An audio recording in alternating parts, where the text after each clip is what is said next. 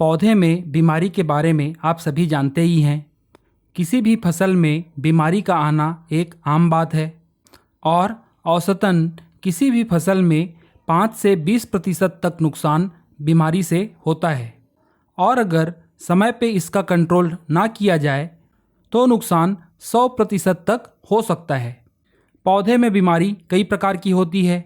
यह पौधे के अलग अलग भाग को प्रभावित करता है, जैसे पत्ती में बीमारी, तने में बीमारी, फल की बीमारी, फूल की बीमारी, जड़ों की बीमारी। इस प्रकार से बीमारी अलग अलग प्रकार की होती है और सभी में नुकसान अलग अलग होता है। साथियों, आपने कभी सोचा है ये रोग कारक पौधे के अंदर कैसे पहुंचते हैं? तो साथियों, आपको ज़्यादा सोचने की ज़रूरत नहीं है। इस वीडियो में हम बात करेंगे कि रोग कारक पौधे के अंदर कैसे प्रवेश करता है। रोग कारक पौधे में 3 तरीके से जा सकता है। या तो वो अपनी खुद की एनर्जी लगाकर पौधे के दीवार को तोड़कर अंदर जाए, या फिर प्राकृतिक द्वार जैसे कि रंध्र या स्टोमेटा या रूट कैप के द्वारा अंदर जाए, या फिर यह पौधे के टूटे हुए भाग से अंदर जाए।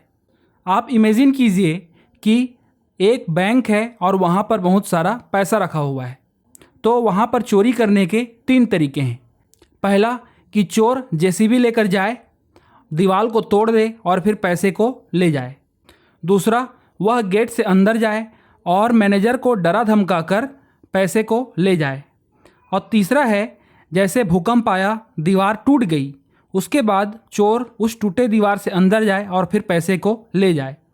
तो ये जो पैसा है वह पौधे की एनर्जी या उसका फूड मटेरियल है।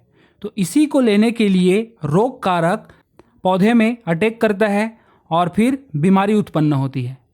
तो आप समझ गए होंगे कि पौधे में रोग कारक कैसे इंटर करता है। अब हम इसे थोड़ा डिटेल में देखते हैं।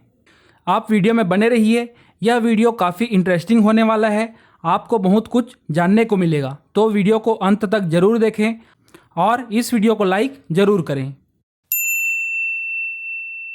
पौधे की पत्तियों में छोटे छिद्र होते हैं जिससे गैस का आदान प्रदान होता है। पौधा वायुमंडल से कार्बन डाइऑक्साइड लेता है और फिर ऑक्सीजन को छोड़ता है। इसे रंध्र या स्टोमेटा कहते हैं। कुछ रोग कारक जैसे कि फाइटोप्थोरा, जिससे आलू में लेड ब्लाइट होता है, और अनार का बैक्टीरियल ब्लाइट, गेहूं का ब्राउन रस्ट और येलो रस्ट, ये सभी रोग कारक पौधे में इसी स्टोमेटा के द्वारा ही अंदर जाते हैं और फिर पौधे के अंदर जाकर उससे खाना प्राप्त करते हैं, जिससे पौधे में बीमारी उत्पन्न होती है। पत्तियों के सिरे में भी एक छिद्र होता है। कभी कभी जड़ों से ज़्यादा पानी अवशोषित हो जाता है, तो इसी पानी को ही पौधा इसी छिद्र के द्वारा बाहर निकालता है और इसे कहते हैं जल रंध्र या हाइड्रेथोड। कुछ पैथोजन जैसे कि राइस का बैक्टीरियल ब्लाइट या कैवेज का बैक्टीरियल ब्लैक रॉट, ये पैथोजन या रोग कारक पौधे में इसी छिद्र के द्वारा अंदर जाते हैं। तने में भी कुछ छिद्र होते हैं जिससे गैस का आदान प्रदान होता है। इसे कहते हैं लेंटिसल या वातरंध्र। कुछ रोग कारक जैसे कि स्ट्रेप्टोमाइसिस स्केबिस, ये पौधे के अंदर इसी छिद्र के द्वारा अंदर जाते हैं। जड़ों में लगातार वृद्धि होती रहती है और उसके सिरे में कोशिका का विभाजन लगातार होता रहता है। यह एक कमज़ोर भाग होता है, इसीलिए इस भाग को सुरक्षित रखने के लिए एक संरचना होती है जिसे कहते हैं रूट कैप या मूलाग्र। तो मूलाग्र और रूट के सेल के बीच में कुछ गैप रहता है और इसी गैप से ही कुछ पैथोजन पौधे के अंदर जाते हैं, जैसे कि फ्यूजेरियम, जिससे विल्ट जैसी खतरनाक बीमारी होती है। वैसे यह फ्यूजेरियम जड़ के अन्य भागों से भी पौधे के अंदर जाता है। पौधे में फूलों में भी एक छिद्र होता है जिससे नेक्टर बाहर आता है और इस छिद्र को कहते हैं नेक्टरथोड। कुछ पैथोजन जैसे एप्पल में फायर ब्लाइट करने वाला बैक्टीरिया अर्वीनिया एमाइलिवोरा, ये एप्पल के अंदर इसी छिद्र के द्वारा अंदर जाते हैं। कुछ रोग कारक जो कि कीट में भी उपस्थित होते हैं, जैसे कि वायरस, फाइटोप्लाज्मा या स्पाइरोप्लाज्मा, ये कीट के शरीर में उपस्थित होते हैं। उसके बाद जब यह कीट हमारे पौधे को काटता है या फिर पौधे से रस चूसता है, उस समय ये वायरस कीट के शरीर से निकलकर पौधे के शरीर में अंदर चले जाते हैं। ऐसे कुछ वायरस के उदाहरण हैं, जैसे कि कॉटन में लीफ कर्ल, टोमेटो में लीफ कर्ल, फाइटोप्लाज्मा। कुछ वायरस सूत्रकृमि में भी उपस्थित होते हैं।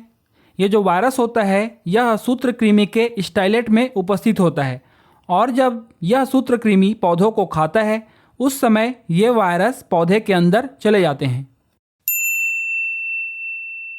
जब हम निराई गुड़ाई करते हैं या फिर घास उखाड़ते हैं, उस समय हम कृषि यंत्रों का उपयोग करते हैं। उस समय इस कृषि यंत्रों से पौधों में घाव बन जाते हैं और यहीं से ही पैथोजन या रोग कारक पौधे के अंदर पहुंचता है, जैसे कि राइजोपस, एस्परजिलस, पेनिसिलियम और अर्विनिया। कभी कभी हम पौधों की कटिंग लगाते हैं या फिर जो हमारा बीज होता है उसे हम काट के लगाते हैं। जैसे आलू या अदरक में हम उसे काट देते हैं और लगाते हैं, या फिर गन्ना जिसे हम टुकड़ों में काट देते हैं, उसके बाद इसे खेत में लगाते हैं। तो कुछ रोग कारक इसी कटे हुए भाग से पौधे के अंदर चले जाता है और फिर बाद में भारी नुकसान पहुंचाते हैं। कुछ रोग कारक ऐसे भी हैं जो कि अपनी खुद की एनर्जी लगाकर पौधे के दीवार को तोड़ते हैं और फिर अंदर जाते हैं, जैसे कि गेहूं में स्मट, धान में ब्लास्ट और बहुत सारी ऐसी बीमारी जो कि पत्तियों में होती है। ये पैथोजन या रोग कारक अपनी खुद की एनर्जी लगाकर पौधे के अंदर जाते हैं। तो साथियों, मैं आशा करता हूँ कि आपको इस वीडियो से बहुत सारी जानकारी मिली होगी और फ्यूचर में यह जानकारी आपको ज़रूर काम आएगी। आपको यह वीडियो कैसी लगी कमेंट करके ज़रूर बताएं। वीडियो को लाइक ज़रूर करें। धन्यवाद।